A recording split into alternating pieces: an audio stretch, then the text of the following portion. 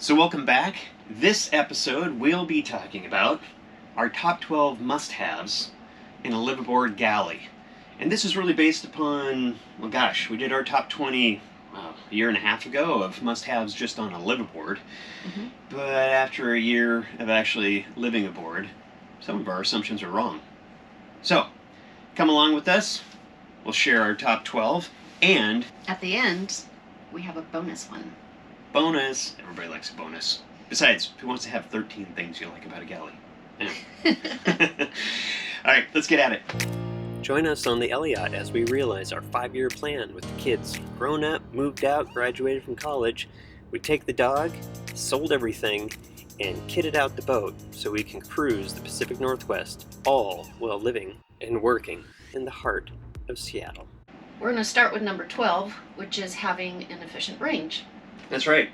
And ranges on boats, generally you'll see two things. You'll either see an electric cooktop that's radiant, or you'll see propane.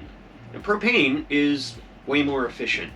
In fact, propane is even twice as efficient as natural gas, so it's a great fuel. However, it also blows up, so you have to be really thoughtful about that. I mean, propane fires, they really do happen on boats, and they can be catastrophic. So that's one consideration. The other consideration with them is that they actually create a great deal of moisture. So for every 1 pound of propane, it actually will drive about 1.5 pounds worth of moisture into your environment. And boats, well, they're not ventilated that well, especially during the winter, so you can end up with a lot of condensation. And moisture is already a problem for most boats. Now, the electric cooktops, very inefficient. 15-20 minutes just to boil a pot of water, and that's what this boat originally came with. That's right. And we had always had on the list that we wanted to upgrade it to an induction cooktop, which is much more efficient. This season, John had bought flowers for me, and we had a vase and cracked it, and so we got a new cooktop. And moved it up the priority list. Induction actually is amazingly efficient. It boils water in less than 2 minutes. It's fast. It's alluringly fast, and it's very consistent. If you've ever had induction, it's actually a lot more controllable than even gas, and I know that's sacrilege to a lot of people because they love gas, but it's just the case. So this one has worked out really well. We had to upgrade our circuit from being 120 volts, which is what the old cooktop was, to a 240 volt circuit, which drew obviously half the amperage because we increased the voltage by 2. But this cooktop has just been, well, what's your grade? Oh, I give it an A. Yeah. Perfect. Number 11 is lighting. And this boat has tons of light. We've got all these LED lights all over here, up on the top. Has plenty of lighting to cook and see what you're doing. We also have lighting inside the cabinet behind John here that gives it a little bit of ambiance. And so that is nice to have as well. That's right. And obviously we have a bunch of natural lighting in our galley because it is an up galley versus a down galley that can be super dark as well. So between those two, it actually makes for a pretty nice space. Yeah. Number 10, hardwood floors. A lot of boats, believe it or not, especially the smaller ones, they'll have carpet in the galley. That's a terrible idea. The other one is the actual larger model of this Navigator has a hatch where you can get down into the engine room.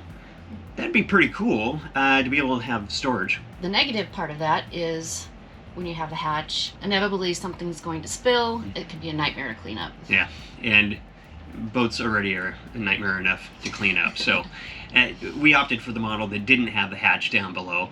But with hardwood floors, super easy cleanup, and with this tight space that we do a ton of cooking and food prep with, it's important to have a surface that's easy to care for.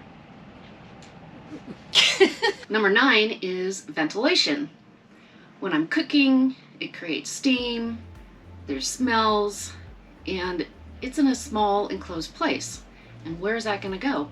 It's gonna either steam up the windows, stink up the boat. We can ventilate through the bridge. Then it just takes all of that and pushes up into our enclosed bridge.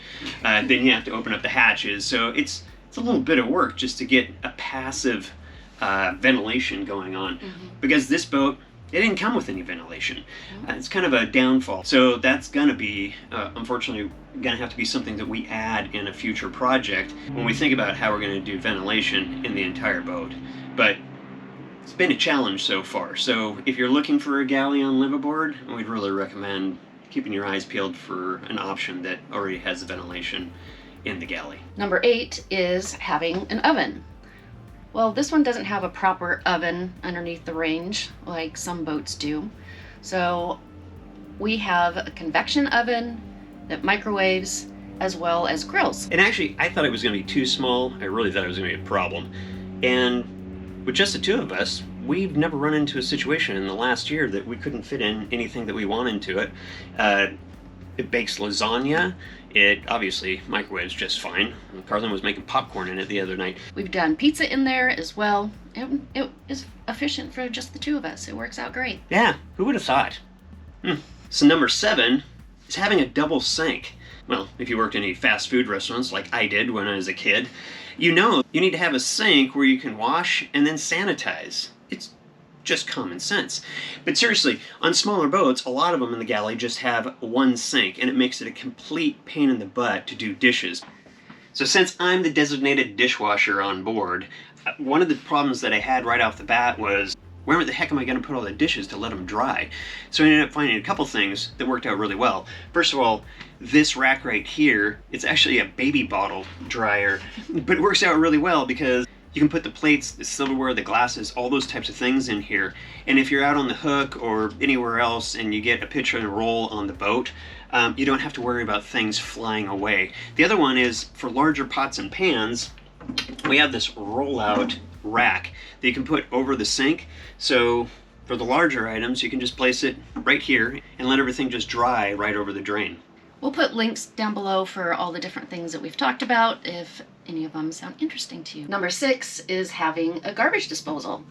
When we're in the marina, generally I put everything in the garbage. We can just take that out.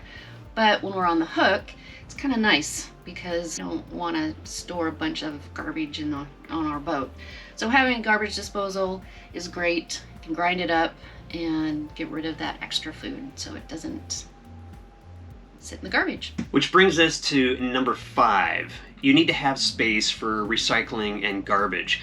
Believe it or not, a lot of galleys are pretty tight and they don't have any room for that, which is kind of crazy because if you're going to be cooking, obviously you need to have a place to throw stuff out. This one has a pretty good area underneath here that we can put both our garbage as well as our recycling in there. And then when that gets full, especially when we're out on the hook like Carlin was talking about, we take those bags and we put them down in the engine room until we can get to a marina. Number 4 is refrigeration. Yeah, that's right. Now, this might feel like an obvious one, but it's not as straightforward as one might think. So, being a liveaboard, it'd actually be super cool to have a residential refrigerator, and a lot of boats do have that. Obviously, they're larger in size. They do cool things like auto defrost, things you take for granted nowadays. This particular one is not a residential refrigerator. Now, it runs on 120 like a residential refrigerator does, but it also runs on 12 volts. So if we didn't have an inverter and we were out on the hook, we could run it off our battery system, which is outstanding. But if you look at it, it's kind of tight too. There's not a huge amount of room in it. The other part that you'll see on marine refrigerators is the handles. They're not like a residential one, because when you're in rough seas, they don't want the doors swinging around and open. So it has these lock handles, which actually can be a little hard on the wrist as you're continuing to do that. I swear to goodness, you could end up with carpal tunnel syndrome just trying to grab these handles. In fact, when the first 6 months of moving onto the boat, my elbow was bothering me from trying to open up the refrigerator. Yeah, it never dawned on us that was going to be a repetitive injury that was going to take place. But it does not auto defrost, and that means twice a year we gotta defrost it. Yeah, so you have to take everything out, like the old days and literally heat up the entire refrigerator. Generally a block of ice comes off. It's just a mess. It's kind of a pain in the ass, but that's a trade-off for being liveaboard. Number 3, storage. Most of these boats were frankly designed to be weekenders, and well, that's fine to have storage for a weekend for food, pots, pans, glassware, silverware, all that kind of stuff. It doesn't work if you're going to be living here. And this boat, well, it has storage to the nines. We've got tons of storage up here, as well as all around the galley. It has a good combination of drawers, as well as cupboards, for all the different things that we need to store. On top of that, the boat is really well outfitted for being at sea. So every one of the cabinets have these locks so that as you start getting tossed around in seas, you don't have to worry about a cupboard flying open, stemware or whatever else flying around in your galley and in your salon. And that might sound kind of funny, but in reality, we've had friends that have been out on rough seas, and literally it's like a washing machine inside of the galley and the salon with broken stemware and plates, and it's just like, it's a hot mess. So look for these types of things if you're going to be going liveaboard and you're also going to be out cruising, because they'll really pay off. Number 2 is a breakfast bar. Yeah, it's something you can easily take for granted in a house where you can prepare your meals, everybody can hang out with you, keeps you in the thick of things. It's kind of fun. It's super easy to just be able to plate everything up right here.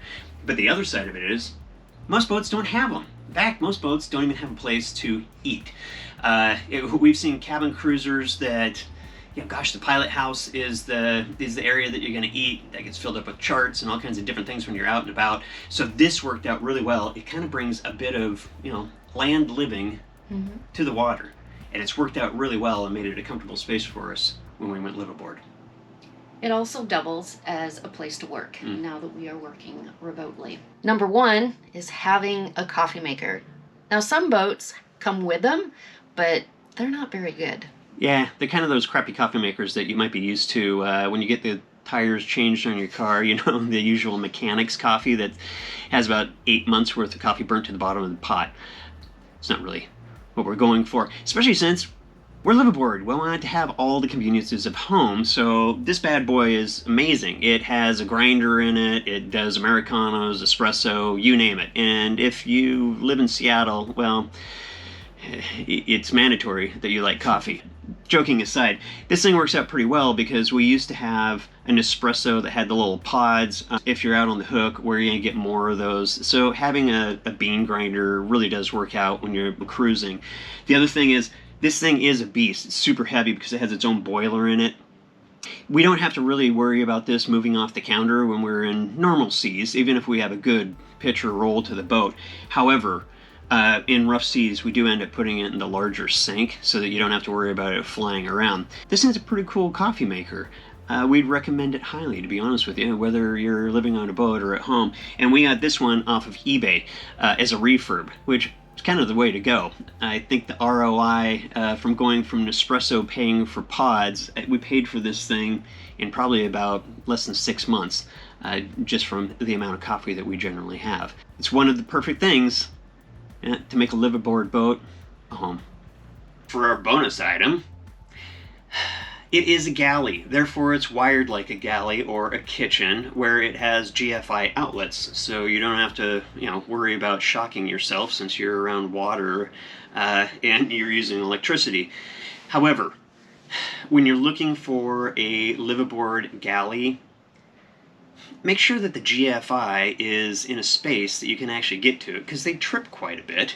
And like this one is stuck underneath the sink, way in the back, and literally Carlin's arms aren't even long enough to be able to trip the thing. And I have to unplug the garbage disposal so that I can push the reset and have to plug it back in because there's just no access. Couldn't even find it at first. We had to ask fellow navigators, where is it? Yeah. I swear to God, they started with a GFI and built a boat around it. So for any of you that are looking to go liveaboard and really scratching your head about what do you need in a galley, hopefully all those things come in handy for you. Thanks again for watching. Don't forget to subscribe, and we'll look forward to seeing you next time.